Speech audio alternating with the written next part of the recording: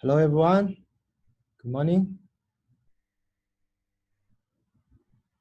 Happy Friday, people. Yeah, happy Friday. Good. I received several emails today. Some students cannot make the class, so I'm trying to cover slightly less than before.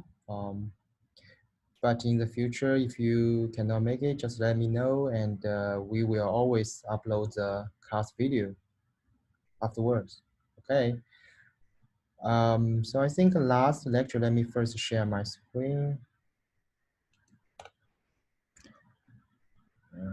So hold on a second, let me plug in my second screen so that I can share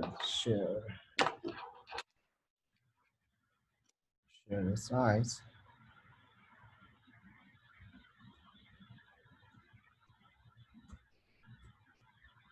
Okay.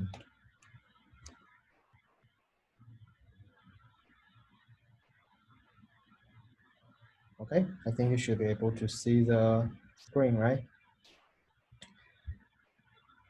So quickly review last lecture, okay? So for last lecture, we finished the contents about email and it's sending and receiving, or I mean sending and retrieving, right, protocols. Sending protocol is a SMTP, right? To send your message to the email server, right? And the email server will send to each other using the SMTP. And finally, you will use IMAP or POP3 to retrieving your email, to retrieve your email, right? So there is some message format and similar to the HTTP, right? And difference between HTTP and SMTP is one is for pull, one is for push, right? And there's some other difference here. So I think you should know that. And here some interaction. So anyway, I think this is not difficult protocol or application, right, for the application level protocols, okay? And so I think for today, let's cover the domain name system. So as I mentioned in the last lecture, as most of you may know that if you want to access some host, some server, right, it's not, um, basically or generally speaking, you should use the IP address, right? TCP IP means TCP using for transport layer protocol, right? IP is for how to locate and how to know which server or host you want to talk to or communicate with, right? But for human beings, we cannot just remember the IP address, right? Once you want to access some website. So we have to use some domain name to, instead of the IP address, to access the website or access some email server, right? But the problem is that how to manage the domain name. There are a lot of domain, right? Google.com, Yahoo.com, Facebook.com, right? So you cannot remember every IP address, right? It's not reasonable. So there should be some system to manage the domain names for you, right? When you input your, for example, your HTTP address you want to access, then your system or some other system, right? We will talk about that. Who, right? Will give you the IP address. Then you can use that IP address to access the website. So for people, right? For humans, we have the identities like SSN, name, and passport. We have different identities, right? But for internet host, server, routers, we have, as I mentioned, we have the IP addresses for them, right? It's a 32-bit numbers, right? And used for addressing the datagrams.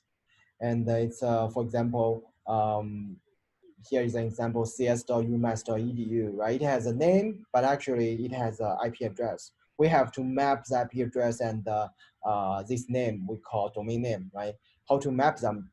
And eventually you can just use the domain name to access the website or server you want to access. Okay, so the problem or question is that how we can map the IP address and the name vice versa, right? That's the problem we want to discuss today. So we have a domain name system. Okay, the domain name system is just like a database, but that would be a distributed database. Okay, implemented in hierarchy of many name servers. Okay, you have a different server, email server, right? HTTP server. Here is a name server, domain name server. Okay, using those servers, you can query and get the IP address when you ask the IP address with your domain, specific domain name. Okay, that's the purpose. There is a distributed database. We will let you know, I will let you know how the domain or the name server will organize this database. But generally, you should think about there is some distributed database. I think I mentioned the concept of distributed, right? Not every information are saved in the same server. They can be saved in distributedly. Something here, something there, something in other places, right? But how we organize this domain server, that's a problem. Efficiently, right? You should consider efficiency. Otherwise, you just put a lot of server there. If you cannot find this domain with IP, you can check another one. But considering so many servers across the world, speed will be very terrible, right? So how we can organize a distributed database for the domain name system, that's a problem. Okay, next is application layer protocols. So the domain name system is also application protocols. It has a host, name servers communicate to resolve the names, maps the address with the name, right? It's a name and address translation. You can think about that. And yeah, it's a core internet function. So sometimes you cannot access some server. It doesn't necessarily mean that the server is down. Sometimes it could be your domain name system or name server that down. Okay, that could be another problem. It's not always that the server is down, itself is down, right? The domain name server could be down. That means you cannot use the google.com to get the address, IP address, and then access the server. So if you don't have the IP address, definitely you cannot access the server, right? So I will talk about what is a name server, okay? And that's networks edge or I mean the core concept. So for the DNS service, it's a host name to IP address translation, as I mentioned. It has a host alliancing, right? It could be a canonical alliance name, okay? And it has a mail server alliance. So sometimes you just give mail.google, right? So it's just a licensing name, right? You have to actually find the real IP or real server or host server, right? Everyone uses mail.google.com, right? But in different areas, in different regions, or for different domain name servers, that could be translated into the different server, I mean mail server, right? So we will talk about it later. And it has a load distribution, the replicated web server, many IP address correspond to one name, right? You just I mentioned you can use one name, but it could correspond to different IP addresses, just correspond to different replicate web server. Some server, even if some server is down, you are using the same domain name, it could automatically find another web server, direct you to another web server, right? So that will not bother you. Not, I mean, for example, we have, I think for our EECS department, we have the different server for you to manage your own account, I guess. For example, I remember it's a sh1.wsu or eecs.wsu.edu, or log into our sh2.eecs.wsu.edu, right? We have a different server for you to log in. But if we use a domain name system, right? So you just log into the eecs.wsu.edu, right? So if some server is down, or it will automatically give you another server to log in, right? So that's some domain name function. So why not centralizing DNS? So it's a single point of failure, right? As I mentioned, if something is a failure, that we automatically change you to another point, right? And it can avoid traffic volume, and it has a distant centralized database maintenance for easy maintenance, right? So if there is some DNS server failure, it's easy for you to maintain because it's close to you. If you are using centralized DNS, it's not easy to maintain, right? Every people needs to go to the centralized DNS, okay? So that's the point of centralized DNS. We will show you a demonstration of how our local name server will contact or communicate with the DNS server. Then you should get better idea why the centralized DNS is not good, right? Why we have to use a distributed DNS server. Yeah. Also, here is an answer is not to scale, right? If I think it's similar to our still remember the internet service provider ISP. We don't want to have the centralized ISP, right? Still remember the top tier, tier one, tier two, regional ISP, right? It's also the distributed thing. So you don't want to have a centralized ISP because it's not scale, right? Or otherwise each ISP has to connect it to each other. That will be n squared complexity, right? So that's similar reason. So let's see what is a DNS looks like. It's a distributed hierarchical database. So let's say we have a root DNS server, okay? We will talk about that. We have the 13 root DNS servers. That's like you go to the login node, right? The login node is just every time you want to access to a system, you go to that root.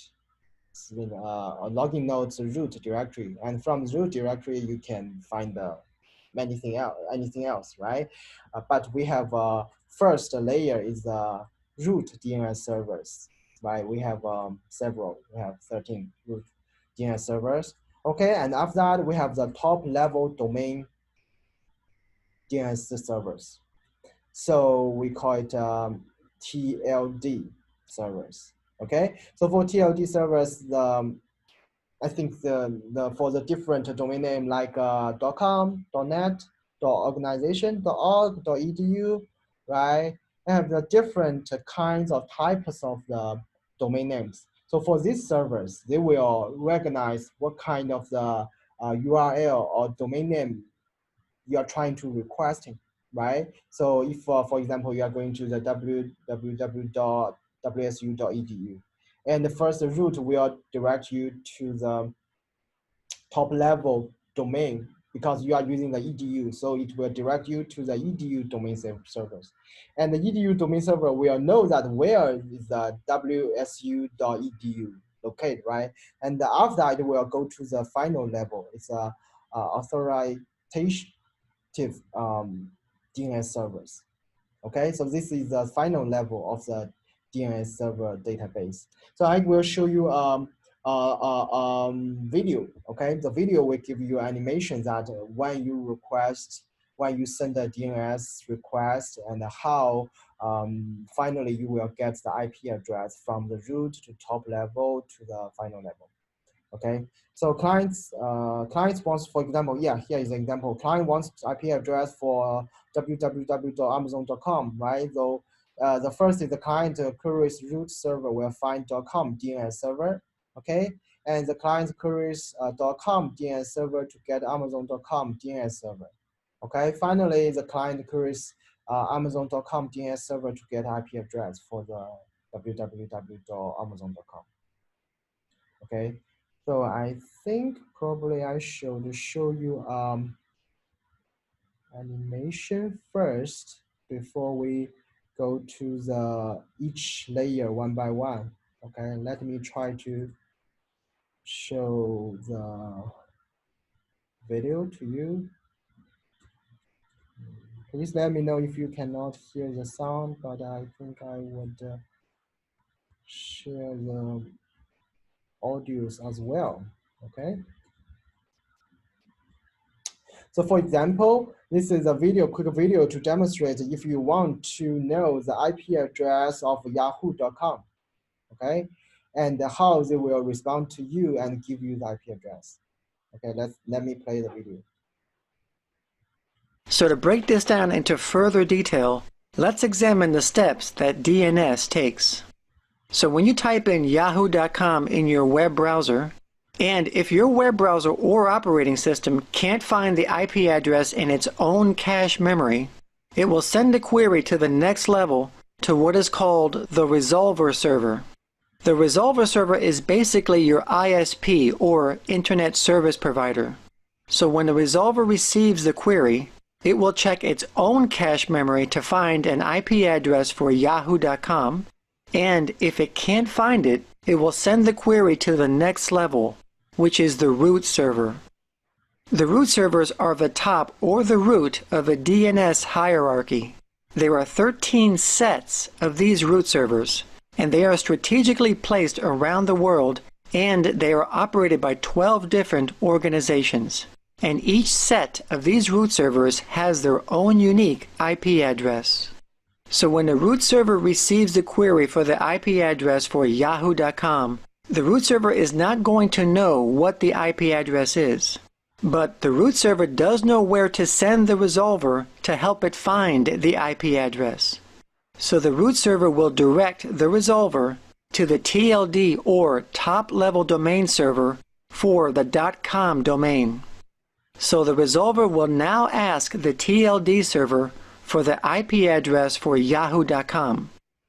The top-level domain server stores the address information for top-level domains such as .com, .net, .org, and so on. This particular TLD server manages the .com domain, which yahoo.com is a part of. So when the TLD server receives the query for the IP address for yahoo.com, the TLD server is not going to know what the IP address is for yahoo.com. So the TLD will direct the resolver to the next and final level, which are the authoritative name servers. So once again, the resolver will now ask the authoritative name server for the IP address for yahoo.com. The authoritative name server or servers are responsible for knowing everything about the domain, which includes the IP address. They are the final authority.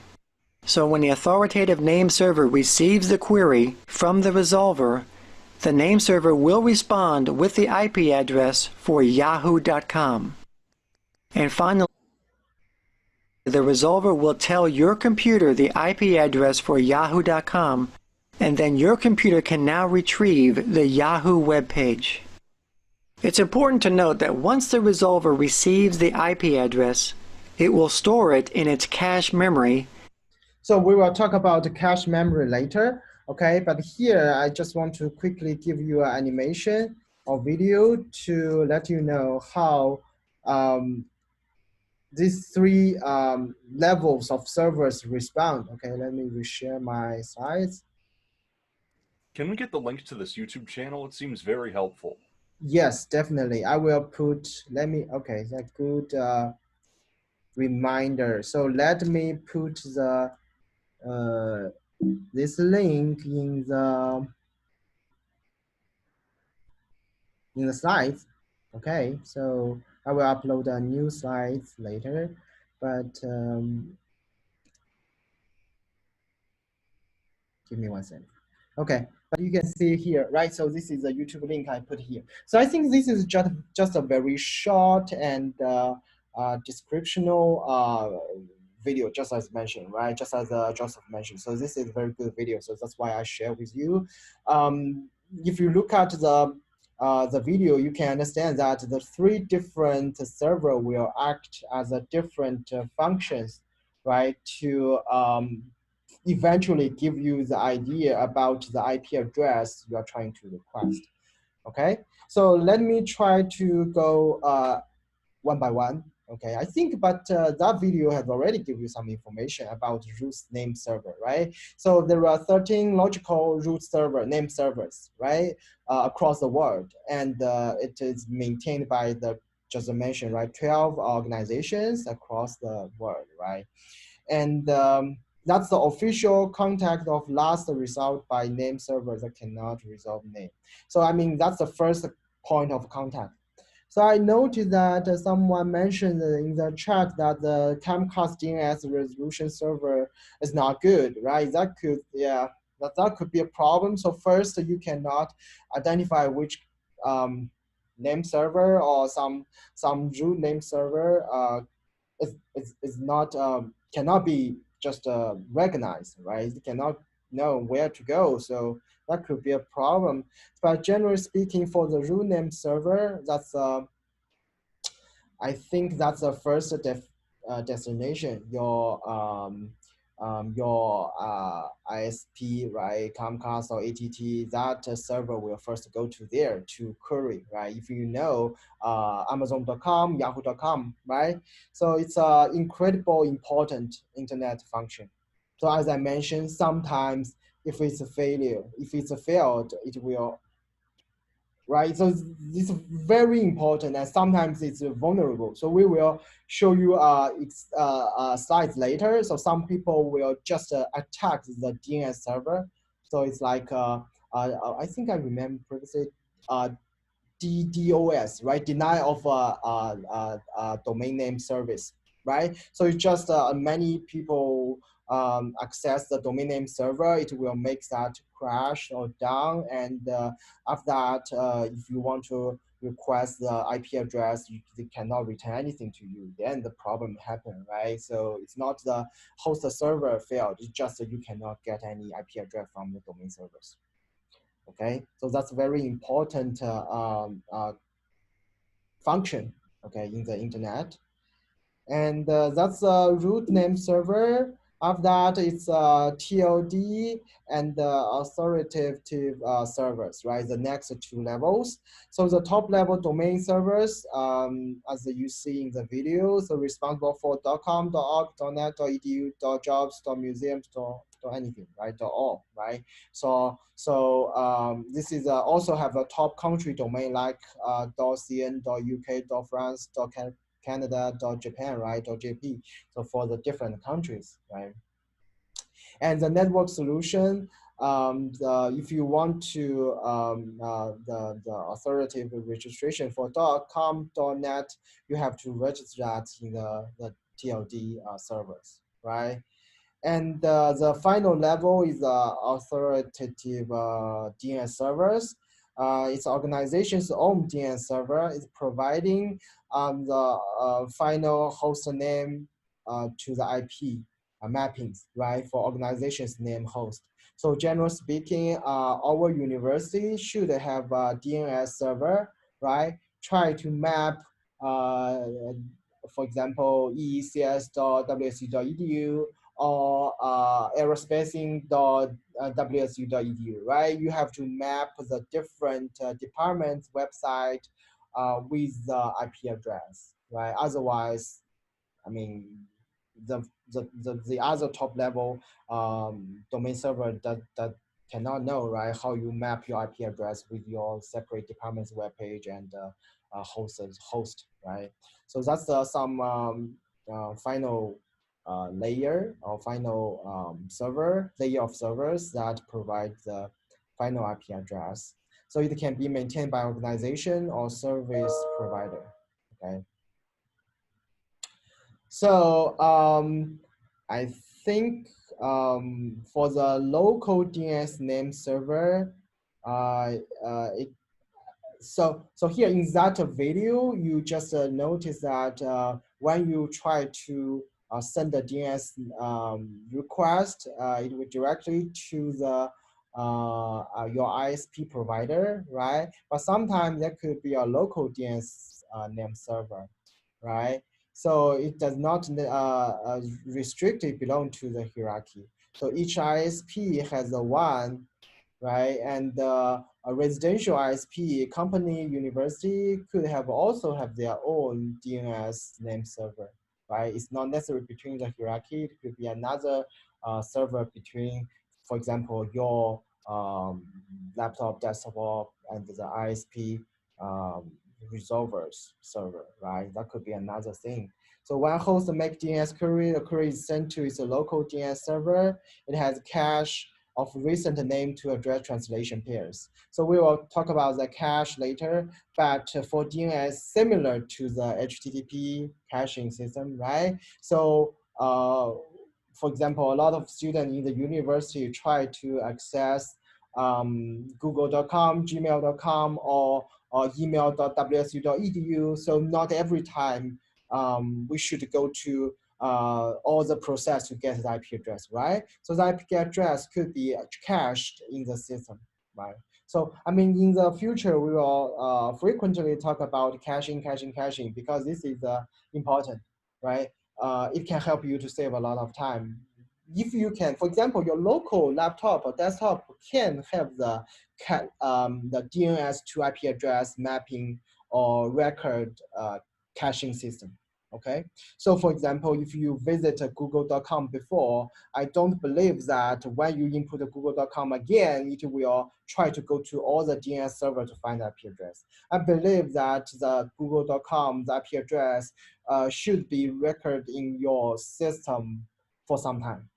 Okay, it's not necessary every time you try to input the same domain name, it will go all the process to find the IP address. Some IP address you are frequently using should be saved in the system, in your computer operating system. If it cannot be found in your local computer system, it will go to your, for example, your local DNS server to find if it has been cached or not, right? One by one, each layer by each layer. So let's try to see some different DNS name resolution solution. Okay, so I think I showed the video. It's like the DNS server, local DNS server, try to do the query to root to TLD to the authoritative DNS server one by one. But that's not the only solution. Okay, so why the local DNS server has to do that? Why the local DNS server cannot just ask root, root ask TLD, TLD ask the authoritative DNS server, and finally go back to you? Why every time local DNS server ask root, ask TLD, ask the final, right? So then different solutions. So here, I think I'm going to talk about the two different solutions. One is the iterative solution, one is the recursive solution.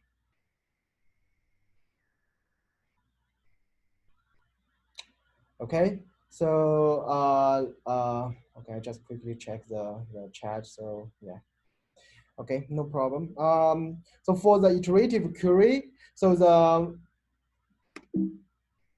it's like I think it's like the video I played.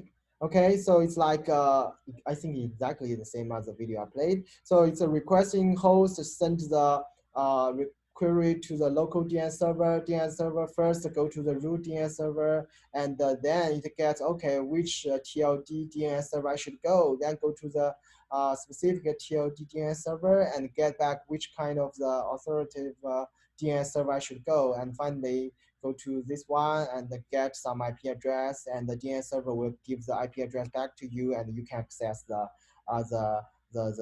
cs.umass.edu, right? So that's the video I played. We call this as iterated or iterative query, okay? So it contact server replies with the name of server to contact.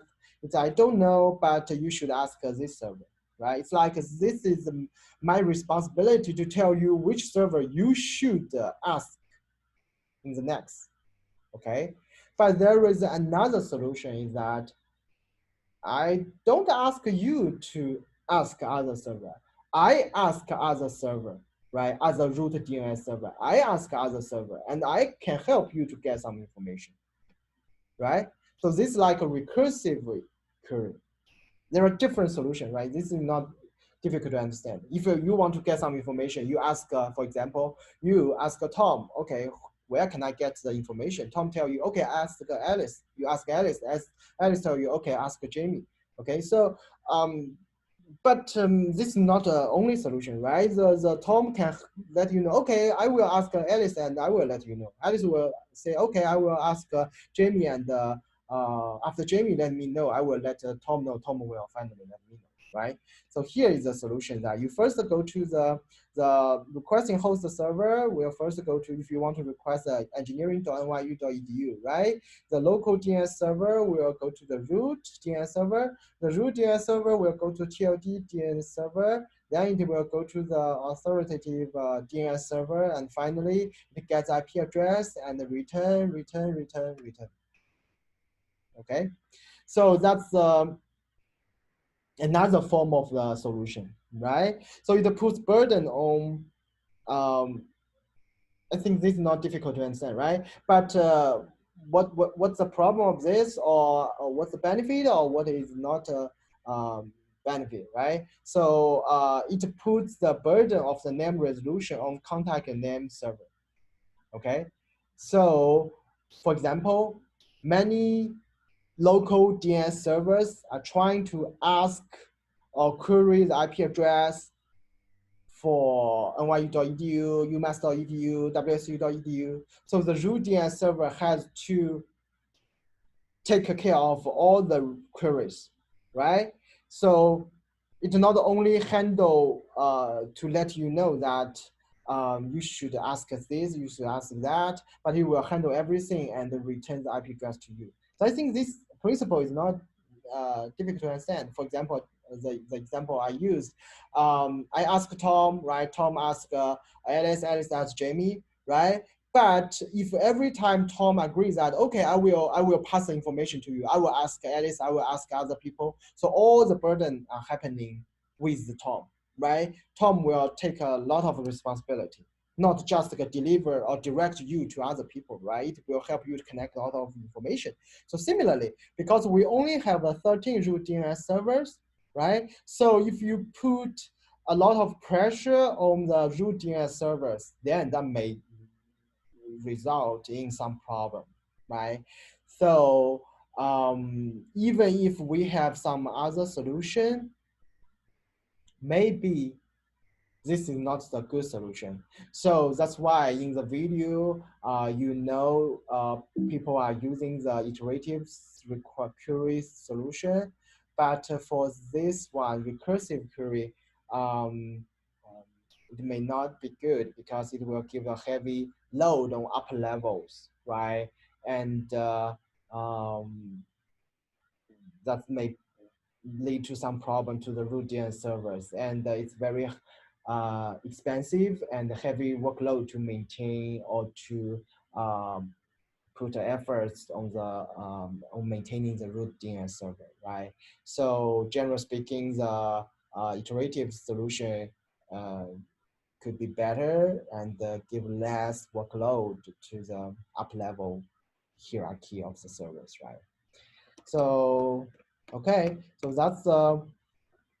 that's the thing for the how you from one your local to a local DNS server to the three hierarchy, the hierarchy of the three servers. Okay, and another thing, as I mentioned, is the caching, update the DNS records. So if the DNS records have been stored in your system, right? So has been cached, then it's good because you don't need to go through the whole process to get the IP address, right? But sometimes the records could be expired, right? And could be flashed by other records. Okay, so here's the concept of caching and updating the DNS records. So once the name server learns mapping, it caches mapping, right? So as I mentioned, caching is a very important concept in a computer system, right? If you want to reduce some latency, delay something, a lot of things, you just cache something, right? But cache could be, I mean, you have to have extra storage, right? You have to have extra computation overhead because you want to do cache, right? But if many requests can be cached, then you get some benefits. I think we have already give you an example about the local proxy service, right? Remember 40%, 60% can reduce the queue delay time, right? Remember the example? So similar idea here. So you cache entries timeout or disappear after some time. Okay, the TLD server typically cache in local name servers. So the root name server will not be often visited, right? You don't want to bother the root name server very frequently because, yeah, as I mentioned, that's bad. You don't want to put a lot of burden on the root, right? So the TLD server typically cached, and your local name server often cached, right? And even your desktop or laptop is also cached. So cache like a different layer of cache. If you understand the concept in CPU, right? L1 cache, L2 cache, L3 cache, similarly, right? So I'm not sure if you learn some computer architecture concept. If you know that, you know that CPU has a register, right? After the register is a cache in memory, right? L1 cache, L2 cache, L3 cache, right? So if the CPU cannot find the data in register, it will go to the first L1 cache. And then if we cannot find the data in L1 cache, go to L2, L3, right? So the register is the smallest buffer or cache, and then L1 is some KB, L2 some 100 KB, L3 is some megabytes, 100 megabytes or something, right? So different cache has a different speed or latency, but it will have a different capacity as well. So that's the caching system everywhere in the computer system. Okay, so yeah, I just use the CPU memory as another example. Okay, so cache entries may be out of date, right? Because it's temporarily cached or buffered, right? It could be out of date. So if the name holds a change IP address, may not be known internet wide until TTL S expires. The TTL is time to leave. Okay, so time to leave. So it's a TTL. Okay, and how to update and notify mechanism proposing some standard. So I don't think you need to know or understand how we update the DNS records. That's a little bit complicated, but you should know that the DNS records could be updated, could be cached in the different layers of the name server. So regarding the DNS records, I want to mention something here because the DNS records could be different types, okay? If I remember correctly, we may have hundreds, right, different DNS records, but we often use this 4 or this 5 DNS records. Okay, before I go forward, let me check if any question I need to answer. Okay, it seems there is some discussion. Okay, so let's continue. So the DNS server, DNS, as I mentioned, is distributed it's distributed database storing the resource records. Okay, resource records are, okay. So for the resource record, it has a format, it has a name, value, type, TTL, right? But generally speaking, you may want to remember 4 types of the different DNS records. So the first is the most important, most frequently used, simplest record. It's just the name is a host name, IP is the value. Okay, value is IP address. So it just saves the domain name mapped with the IP address. Okay, host name with the IP address. And another type is a CNAME. So the CNAME is just an alliancing, right? So sometimes for example, you have a alliance name for some canonical name, right? Because you don't want to use a very long or very uneasy to remember domain name, right? For example, if you try to access www.ibm.com, it's a real domain name is server east.backup2.ibm.com. Okay. But as I mentioned, so here is a different different server name or different domain name could be mapped to the same alliance name. right? So server east could be server west, could be backup 2, could be backup 3, right? Different domain names, right? But it can be all allied to the www.ibm.com. Okay, so that's the CNAME record could be saved or recorded in your DNS records.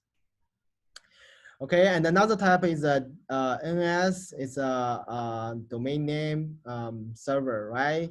So the name is a domain, and the value is a host of the authoritative name server for this domain.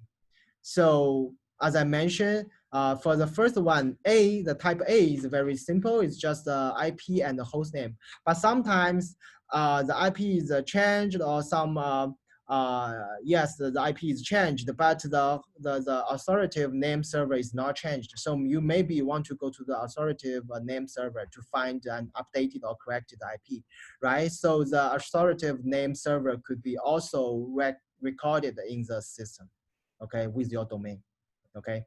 So for example, if eecs.ws.edu, the IP address is changed, right? But if you record the, finally you need to go to the wsu.edu, that server, our university server, the final level of authoritative name server, right? So you don't need to go to the root, go to the TLD, right? You should directly go to the WSU, the authoritative name server, right, to find the EECS IP address, right? You don't need to go to the root one.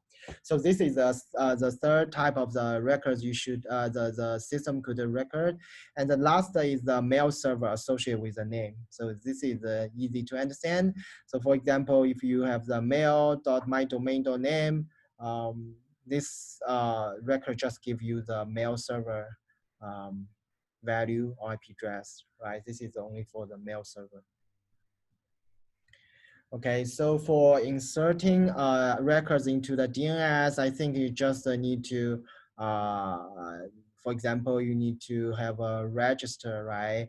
You register at the DNS registrar, right? You go to some network solution, you just provide the name, IP address of the authoritative name server, right? And the registrar just insert NS, ARRs, that's different records into the TLD server, right? And you create the authoritative server locally with the IP address. So it just established, for example, if you, over EWS, you want to add the records into DNS, right? You first need to register, right?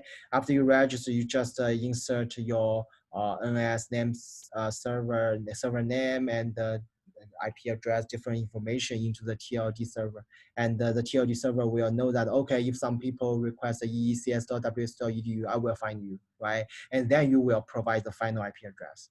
So it's like register your car, or register yourself in the DMV or some place else, right?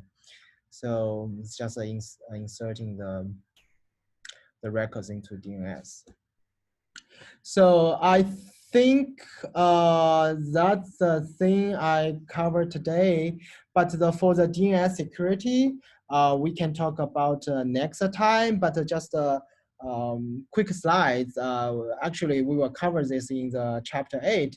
But the DNS security, as I mentioned, we have the DDoS attacks, right? As I mentioned, a lot of people want to attack the root servers. They can just maybe use a lot of traffic, right? That's a virtual traffic. They can manipulate the traffic to the root servers, right? And if the root server have a very heavy burden, and it may have some problem to respond, right? And provide the IP address to the TLD, right? And the problem happens, right? So there are some solutions that, for example, if you have a very good caching system, right? Even if during the DDoS attack, and you can use your cache system to solve this problem temporarily, right? And yeah, but general idea is that the DNS security is a problem, right? I mean, every time, as I mentioned, not every time you cannot access to a website is a web host server problem. It could be a DNS problem, right? So people are trying to attack this. Okay, so for this security things, let's cover it later in the chapter 8. But here is just quickly an idea for you to know that DNS is very important, right? Without DNS, you cannot even access to any website because unless you remember the IP address, right? But I don't think it's realistic for people to remember the IP address, right? Maybe just the local server, the university server, you can know the IP address, but generally speaking, you cannot remember. So the DNS is very important. Okay, so I think that's it for today. I don't want to go to the P2P. Let's go to P2P next week. And this lecture, we cover the DNS system quickly. Okay, so any problem? So I see some discussion, but I didn't see any question. I see some people are discussing about the DNS and the bad service. Okay.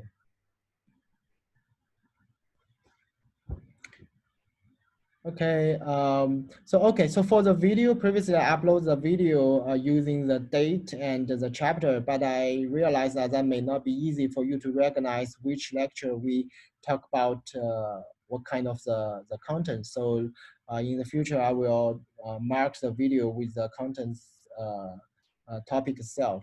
Okay, for example, today I will upload the video as a DNS in chapter 2, okay? So any question, any concern, so you can let me know, okay?